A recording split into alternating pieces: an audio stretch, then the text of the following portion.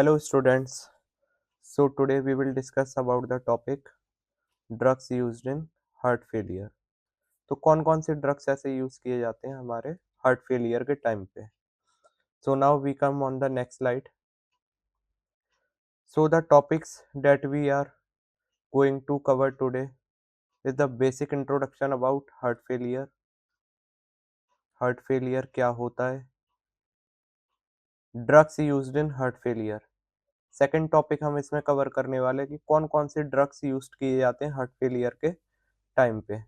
According to syllabus 4 class of drugs हैं जो आज हमें पढ़ने हैं. Diuretics, digitalis, vasodilators and ACE inhibitor. Full form of ACE inhibitor is angiotensin converting enzyme inhibitor. Angiotensin converting enzyme. So let's start our first topic, that is basic introduction about heart failure.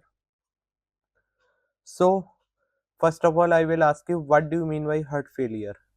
Heart failure का क्या मतलब है? Heart failure is a condition where the heart can't pump enough blood for the body needs, leading to symptoms like shortness of breath, fatigue and leg swelling. Heart failure एक ऐसी condition है जिसके अंदर हमारा जो हार्ट है वो pump नहीं कर पाता सही से. जैसे कि हमें पता है हमारी ऑल ओवर बॉडी को काम करने के लिए ब्लड की ज़रूरत है. सबसे ज़्यादा पूरी बॉडी हमारी किससे चलती है? ब्लड से, क्योंकि ब्लड से ही ऑक्सीजन प्रोवाइड होता है हमारी पूरी बॉडी को, ब्लड से ही हमारी बॉडी को न्यूट्रिएंट्स प्रोवाइड होते हैं. अब एक मशीन है जो ब्लड को सर्कुलेट कराती है, वो मशीन है आपकी हार्ट. अगर हार्ट सही से काम नहीं करेगा तो ऑल ओवर बॉडी में ब्लड का सर्कुलेशन नहीं होगा. अब यहाँ पे बात करी गई है हार्ट फेलियर. तो heart failure is a condition where the heart can't pump. हमारा जो हार्ट है वो सही से पंपिंग नहीं कर पा रहा है. पंपिंग अगर नहीं करेगा तो ब्लड सर्कुलेट कैसे होगा? इसलिए हमारी बॉडी को में अंदर दिक्कत आ जाती है हार्ट फेलियर के कारण.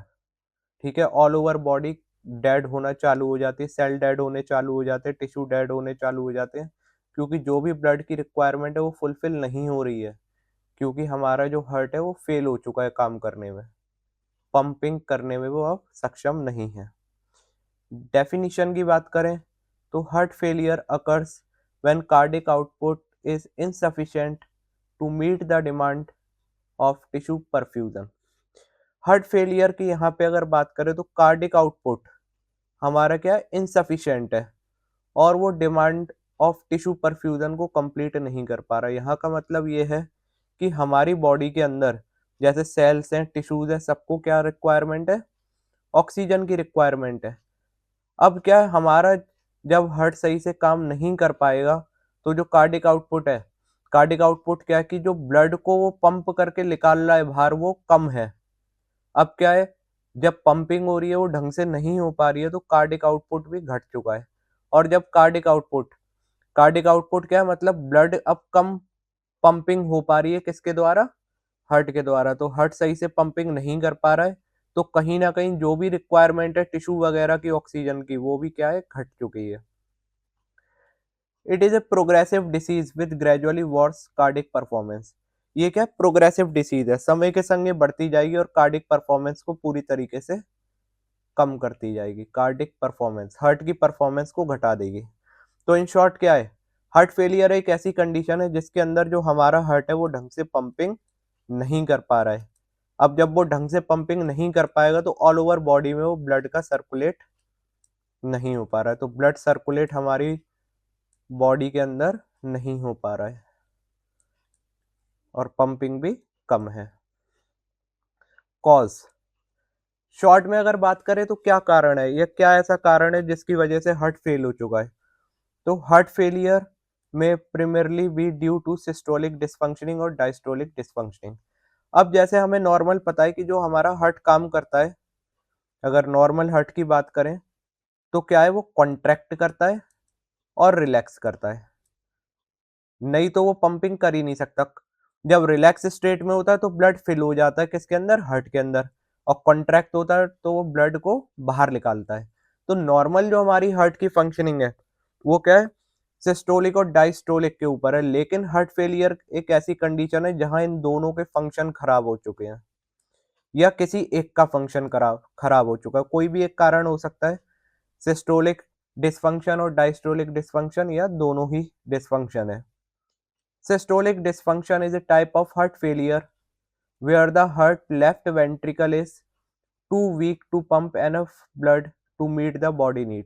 अब क्या है सिस्टोलिक में, क्या है, अब हमारे हार्ट के अंदर इतनी ताकत नहीं है कि वो ढंग से कॉन्ट्रैक्ट हो सके, वो ब्लड को बाहर निकाल सके। क्योंकि जब वो कॉन्ट्रैक्ट होता है तो हमारी बॉडी में क्या है, और एओर्टा के थ्रू ऑल ओवर बॉडी में सर्कुलेट होता है। तो सिस्टोलिक डिसफंक्शनिंग के कारण कहीं ना कहीं हमारी बॉडी के अंदर जो हार्ट है वो क्या कर पा रहा है, सही से अपना काम नहीं कर पा रहा है और हार्ट कॉन्ट्रैक्ट नहीं हो पा रहा है। इसकी वजह से वीक टू पंप, बाहर जो पंपिंग उसे करनी चाहिए ब्लड की वो कम हो चुकी है।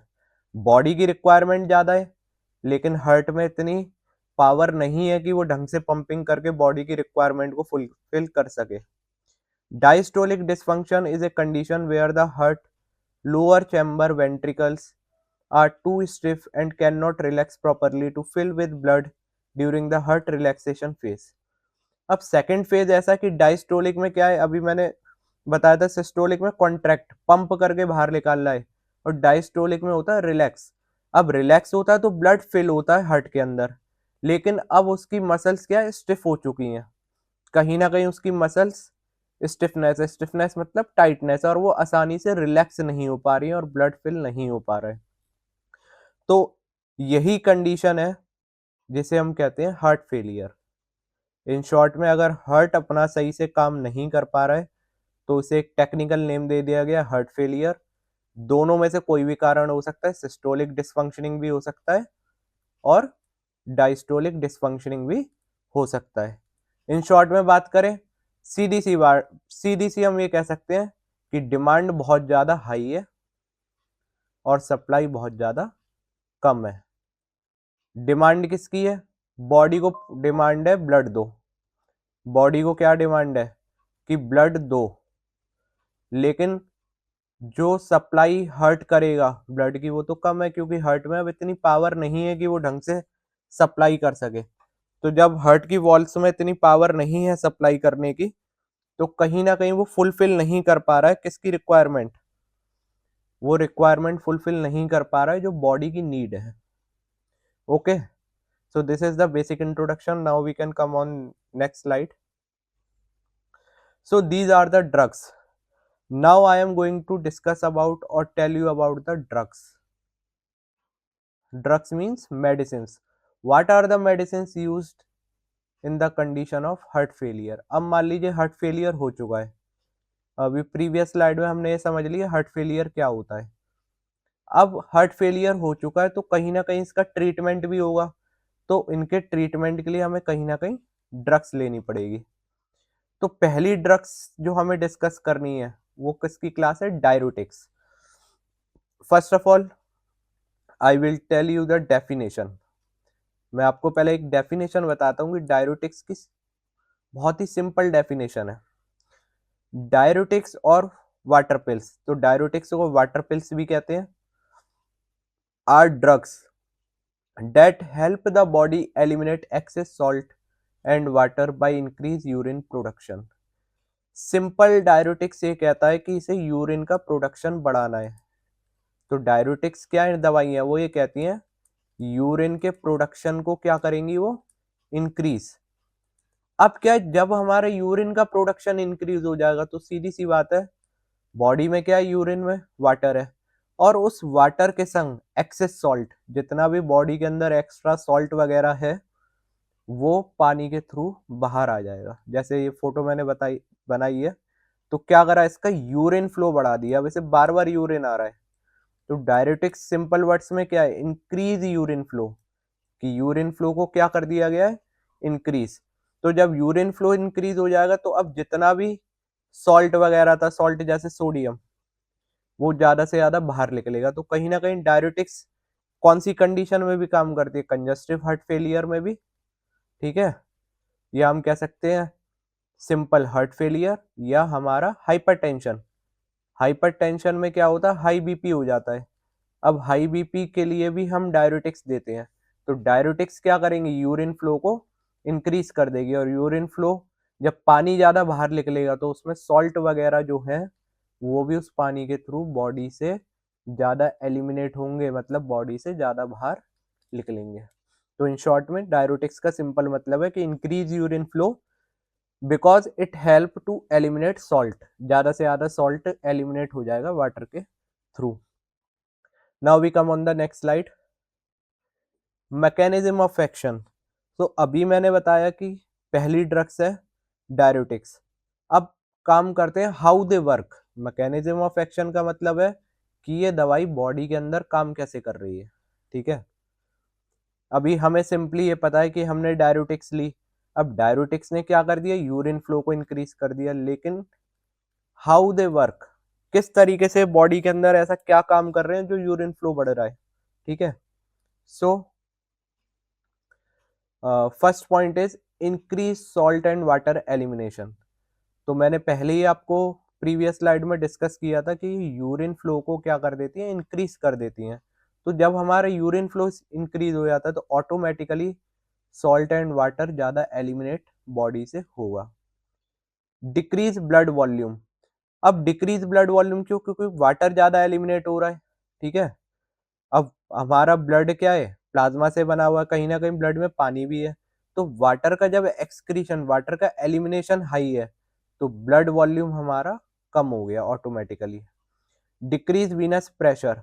अब जो हमारे वेन्स वगैरह में प्रेशर थे, जैसे यहाँ पे मैं सिंपल एग्जांपल बताऊंगा, मान लीजिए एक पाइप है, यहाँ पे आपका एक पाइप है, जब आप वॉश करते हैं कार वगैरह तो पाइप में अगर प्रेशर कम आता है तो आप टिप में यहाँ थंब लगा देते हैं, तो अंदर का पाइप का प्रेशर हाई हो जाता है और जो वाटर निकलता है वो बहुत ही ज्यादा प्रेशर से निकलता है, इसे कहते हैं पाइप के अंदर का प्रेशर हाई करना।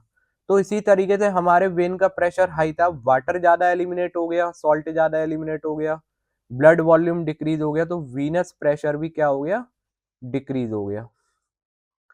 फिर है रिड्यूस सर्कुलेटरी वॉल्यूम। अब जब बॉडी से ज्यादा पानी बाहर निकल रहा है तो ब्लड में क्या है, ब्लड मैंने पहले ही बताया कि ब्लड में भी वाटर है।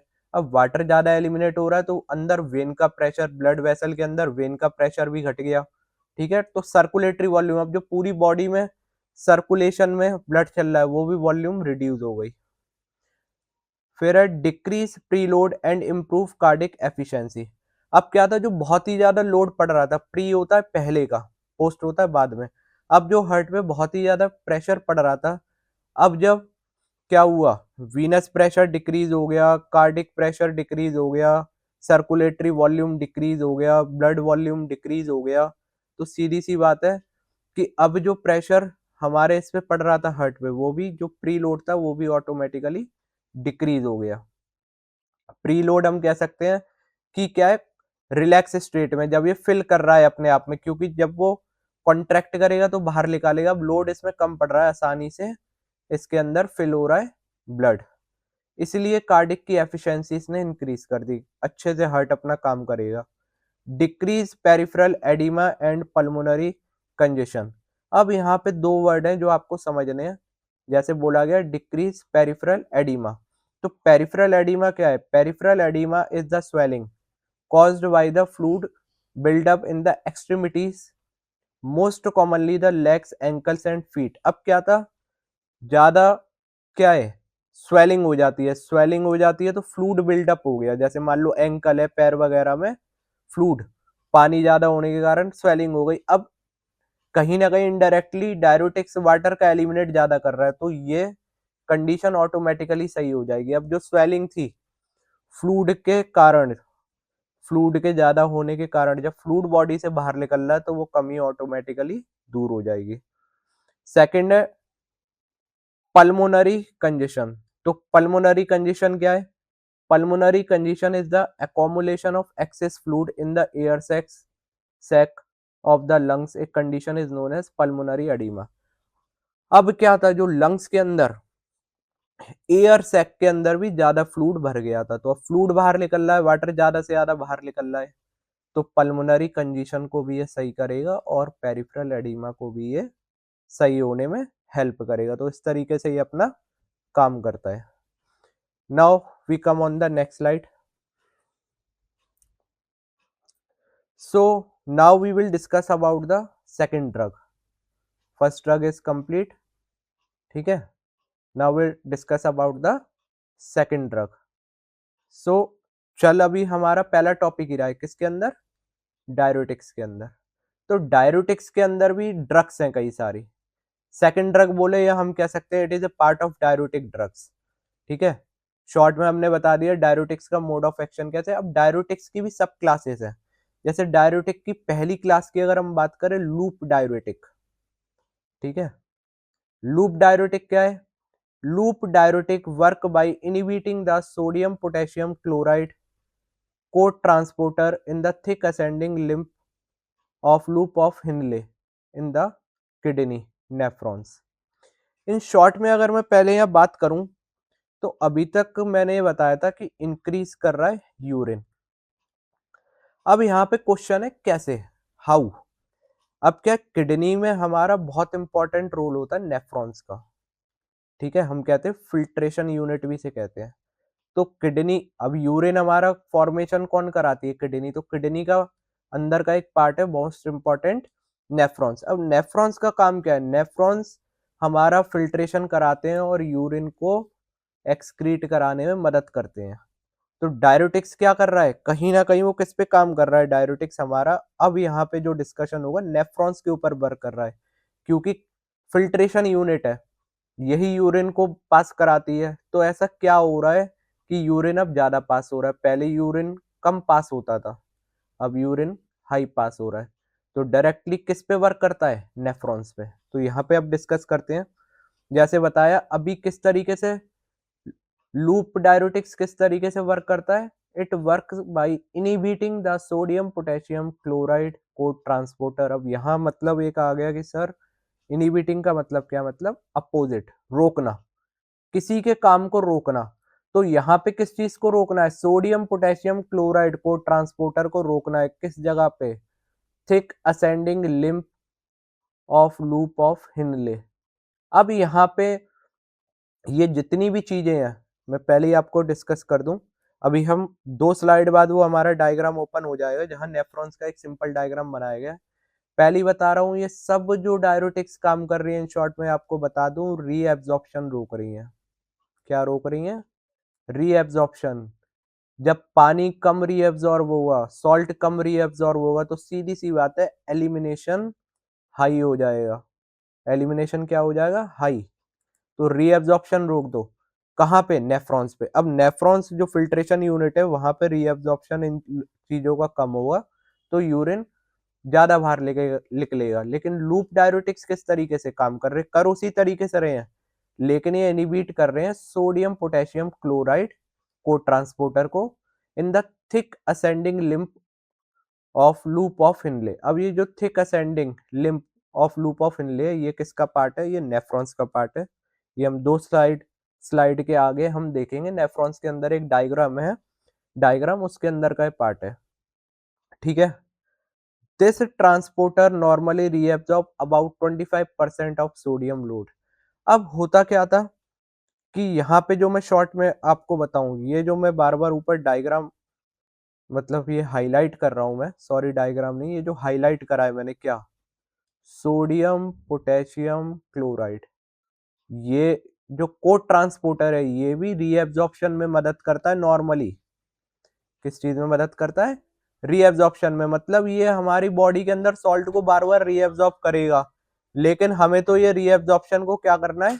रोकना है। तो ये बार बार सॉल्ट को क्या करेगा? रीअब्सॉर्ब करेगा, लेकिन यहाँ पे हमें रीअब्सॉर्प्शन को रोकना है, इसलिए यहाँ पे इनहिबिशन लिखा हुआ है। यहाँ पे इनहिबिशन इसलिए लिखा हुआ है क्योंकि हमें रीअब्सॉर्प्शन को रोकना है। तो यहाँ पे जो लाइन दी हुई है बिल्कुल डायरेक्ट सिंपल वर्ड में वो ये कहती है कि inhibiting the sodium potassium chloride co transporter. तो सोडियम पोटेशियम क्लोराइड जो को ट्रांसपोर्टर है उसे रोक दो। अगर आप उसे रोकोगे नहीं तो वो रीअब्सॉर्ब करती रहेगी, और रीअब्सॉर्ब करेगी तो यूरिन का आउटफ्लो कभी नहीं बढ़ेगा। यूरिन बॉडी से कभी भी ज़्यादा बाहर नहीं निकलेगा। तो अगर आपको उसे बाहर निकालना है तो रीएब्जॉर्प्शन को आपको रोकना पड़ेगा, और रीएब्जॉर्प्शन को रोकना है तो आपको इनहिबिट करना पड़ेगा sodium potassium chloride co transporter को। ये लगा कहाँ है? ये लगा है आपका thick ascending limb of the loop of Henle में, नेफ्रॉन्स के अंदर। ठीक है, आगे चलते हैं। This transporter normally reabsorb about 25%। अब ये ट्रांसपोर्टर 25% तक रीअब्जॉर्ब कर लेता था, लेकिन अभी हमने बोला हमने तो रोक दिया अब इसका काम। हमने तो डायरेक्टली बोल दिया कि sodium potassium chloride co transporter अपना काम मत करो, तो 25% जो बार बार ये रीअब्जॉर्ब करते थे अब वो रीअब्जॉर्ब नहीं करेंगे, और यूरिन का एलिमिनेशन हाई हो गया, बाहर ज्यादा निकलेगा। और सोडियम जो रीअब्जॉर्ब हो रहा था 25%, वो भी सोडियम बाहर ज्यादा निकलेगा यूरिन के through. Therefore, inhibition of this pump can lead to a significant increase in the distal tubular concentration of sodium and less water reabsorption in the collecting duct. अब यहाँ पे डिस्टल ट्यूबुलर कंसेंट्रेशन है। ठीक है, तीन चीजें आई हैं। पहली मैं आपको बता दूं, all are the parts of nephron. सब किसके पार्ट है? नेफ्रॉन्स के। लूप ऑफ इनले नेफ्रॉन के अंदर आएगा, ascending limb of the loop of inlay nephron के अंदर आएगा। ठीक है, कलेक्टिंग डक्ट नेफ्रॉन के अंदर है। ठीक है, तो इन शॉर्ट में आप समझ गए कि लूप डायरेटिक्स अपना काम कैसे करते हैं। It directly work on the किस पे? 25% रीएब्जॉर्प्शन को रोकना है। अब ये सर रीएब्जॉर्प्शन कर कौन रहा था? ये रीएब्जॉर्प्शन कर रहे थे sodium potassium chloride co transporter. अब यहाँ पे दो ड्रग्स के एग्जाम्पल दिए गए हैं, तो फ्यूरोसिमाइड भी इस तरीके से काम करती है और ब्यूमेटेनाइड भी इस तरीके से काम करती है। Now we come on the next slide.